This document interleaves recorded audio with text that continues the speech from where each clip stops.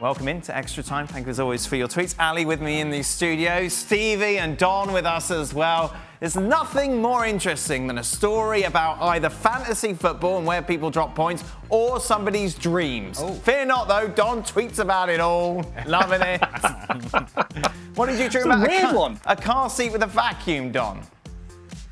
No, the other way round. I was on the Dragon's Den and I invented a Hoover with a car seat on.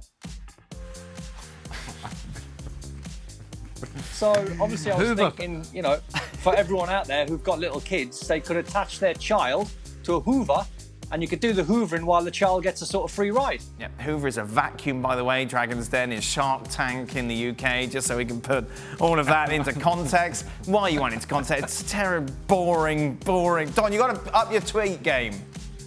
Oh, well, I've got to up my dream game as well, apparently. No, don't! Nobody cares about anybody else's dreams. Would Kane make either Manchester United or Chelsea title contenders next season? Now, we've discussed this a lot during the show, so don't go down, well, he's not going there, or he's not going there, or he shouldn't do this, or he'd do that. We've done all that. Now, Stevie, if he goes to Manchester United, does that make them title contenders? Yes. Don? Yeah. Listen, they're in second place as it is, and with Harry Kane, they would. I would imagine they'd have way more points. So you'd have to say they're going to be competing. So yeah, 100%. Don? 100%. 100%. He's going to guarantee you between 25 and 30 goals a season. It would give Chelsea and Man United a right chance. Well, I would say that in regards to Manchester United, they do have Edinson Cavani in place. Right. And I know that at this point in his career, Harry Kane is a better player, more productive player than Edinson Cavani, but is he exponentially better to the point that that means the title all by himself, just him being part of that team? I think Manchester United needs to add a lot more pieces. As for Chelsea, I would suggest that if you look at what they're missing, it is indeed Right. a striker. A real striker. A striker that is trusted and a striker that is going to score goals. I thought you said you didn't want any stories. No, I don't want any. I said you don't want any stories. So we don't tell you what yes.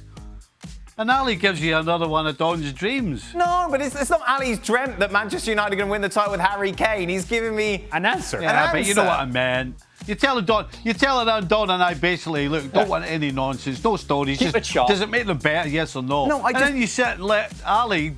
You weren't listening, Steve. No, you weren't listening. What I didn't want is a discussion about whether or not he was going to go to these clubs, because we've already done it. What I just wanted to know is whether or not it makes them title contenders. You could have given me a long answer. I would have accepted that. Well, there you go. I just didn't want you saying, well, he's not going to go to Chelsea, is he? So what's the point of discussing it? I just wanted to focus on that particular point. Oh. Yeah. Are you finished?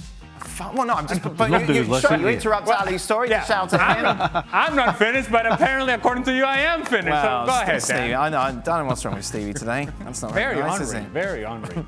Don, what goes on in a player's mind when they are linked to various clubs by the media?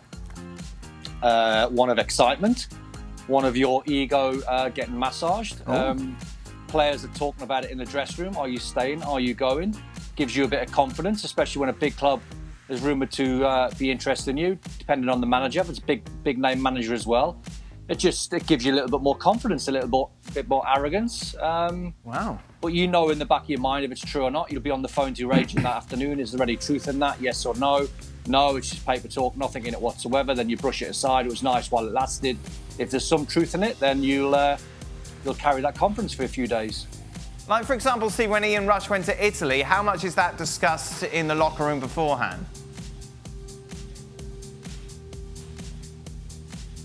Never discussed it.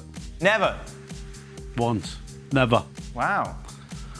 Even when we're out, somebody would have had one too many and would kind of half bring it up, and then Russia would just completely blank it. So it's almost like so a no... Pretty much nothing. It's a no-go area. It's almost an unwritten rule. You don't talk about it? Yeah, it's like contracts. You know, players won't talk about how much they're getting or how long the contract is. Certainly didn't in my time. I'm pretty sure it would be the same in Don's. It was just a kind of a no-go area. So, but Don says that when he would tell everyone and just be arrogant and be giggy-hoed all around the locker room, Stevie. No, I got linked with Chelsea when I was at Sunderland. I scored a couple of goals against Chelsea. We beat them 4-2, and the papers up in the northeast were all about Ranieri and Chelsea wanting to sign me. And the dressing room was full of talk for the next couple of days. It was like, yeah, amazing. I've just scored a couple of goals against Chelsea. Ranieri wants to sign me. Who was starting this talk? Whoa! Have you seen the newspaper today? Look at this. Well, no, you can't get away. You can't get away from the local newspapers. They're in and around the training ground. When you train, there's loads of newspapers all lying all around the place. You just sort of get flattered. Don would just buy extra copies. Yes, I've been talking to reporters. I've been talking to reporters around the training ground. They're all talking about me. Here you go, lads. Here's 20 newspapers to read today. Yep. Feast your eyes on those. Look at the headline. But Stevie, this is very different to your environment. Aye, absolutely. Yeah, I mean, it just wouldn't happen. It wouldn't be mentioned. Don. And if anything was on the odd occasion, it would be to absolutely tear you apart and take the mick out of you.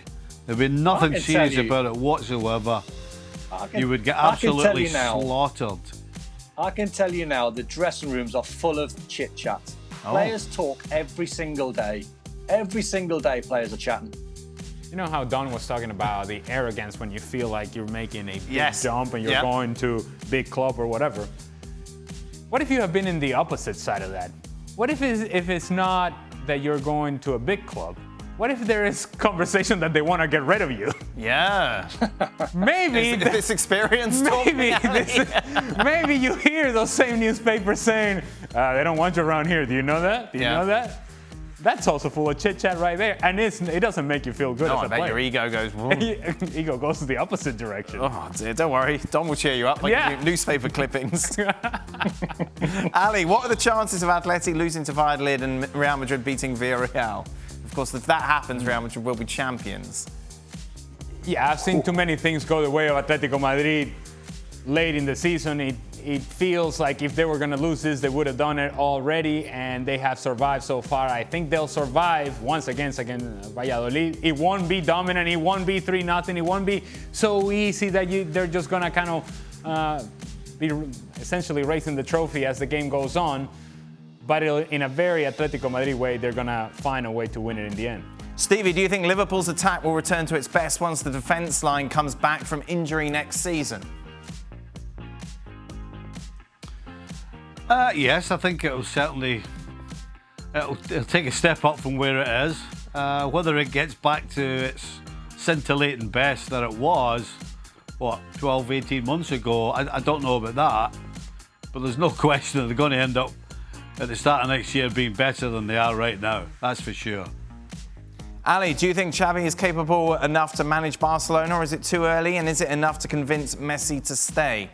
He's just signed new contracts, hasn't he? Well, yes, and these are two separate questions. Yep. The Messi question is individually, it will have nothing to do with whether Xavi is the coach or not. He's going to make this decision based on what he wants to do. Now, as it pertains to Xavi, I suppose people sort of are equating this to Pirlo coming to Juventus, and I think there's a difference here. Xavi has actually managed a team. Now, whatever you may think of him managing in Qatar, that's a whole different story. But he has managed a professional team, and there's some experience there that Pirlo did not have. And so, I suppose if you're moving away from Ronald Koeman, Xavi may be the answer in terms of being the guy that people would relate to in Barcelona, given his history with the club. Ali, what's the biggest apology you've had to give for missing a big chance? Well, I have missed many chances, big and small. I don't remember apologizing for any of them. Okay. It's part of the game. It's not what you want to do. You feel terrible about it, but you don't go as far as to apologize for it. There are certain things in the game that you come to accept, and one of those is the fact that you're going to miss opportunities. Don, did you ever feel the need to apologize to your teammates? Yeah, absolutely. Not missing chances, but in my, I think, 6 red cards that I had. So when you feel as though you've let the side down and you've left your teammates in the lurch and they've lost the game and you're sitting inside the dressing room and you've let your mates down, you've let the manager down, the fans down, you feel terrible. So as soon as the team comes in, if you've lost the game, you've got to be brave enough to hold your hands up before the manager delivers his team talk and just say, listen, Gaffer, that was all my fault. I let you down. I'm sorry. Won't happen again. Have you ever been in a situation where you felt... Dan. Yeah, go on, Stevie. The worst apology that you ever have to make as a player, I think, is just after you've given one of your teammates what was called a hospital ball. Right. And he got absolutely nailed. So how would you describe a that's the hospital ball, apology Stevie? Well, it's basically a ball that your teammate has to go for, but it's such a bad pass that the opposition is 60-40 in their favour. And as I said, back in the 80s, that wasn't good news for the guy on the 40%, because he was getting it big time. And you had to apologise. Well, you would apologise for that, Stevie? Oh, absolutely, aye. Yeah, nothing else. You don't apologise for... Listen, you make mistakes. Right. With chances and things like that, but giving somebody a hospital ball is the real one you want to avoid. Did you say my bad? Because I know you love that expression, Stevie. Oh, that drives me mental. Doesn't cost for much when you're lying on a stretcher, though, does it? Sorry about that. Don, have you ever felt that a teammate should have apologised but didn't? Probably, but I can't think of any off the top of my head. You've just got to get on with it, Dan. It's not like, oh, I'm really sorry, I give you a hospital ball. Oh, I'm really sorry, sorry. It's a game, man. Just get on with it. Roll your sleeves up and roll with the punches. 6 red cards is quite a lot, Don. Well, violent conduct. Issues. A lot of issues. Issues. Stevie, was Celtic beating Barcelona the greatest moment of Scottish football? What? That's what we're talking about, yes. No! Rangers winning the Cup Winners' Cup in the 70s was better than Celtic beating Barcelona. Right. How about that? Yeah, no, that's true. But then Celtic did do something better than that, didn't they, Stevie? You might be correct. Yes. Don, for you, what's the greatest moment of Scottish football? My good friend Steven Gerrard going invincible this season. What an absolute triumph that was. That eclipses any European glory that maybe another Glasgow club had in the past? Oh, I can't remember that far back then. I know they've won European Cups and stuff, but no, I don't know, mate. I was loving life watching Rangers win at the weekend. I was loving it. The anti-Celtic bias. What happened to your camera there, Don? I don't know. It was on a little... It just twizzled away there. Yeah, even the camera didn't believe him. No, that's it. Right, we are absolutely done. Oh, hey, hello. Thank you very much, everyone who has been on. We will be back tomorrow for more to reflect on Chelsea against Leicester. Well, thank you very much for watching ESPN on YouTube. For more sports highlights and analysis, be sure to download the ESPN app. And for live streaming, premium content, and let's not forget as well, ESPN FC 7 days a week, subscribe to ESPN Plus.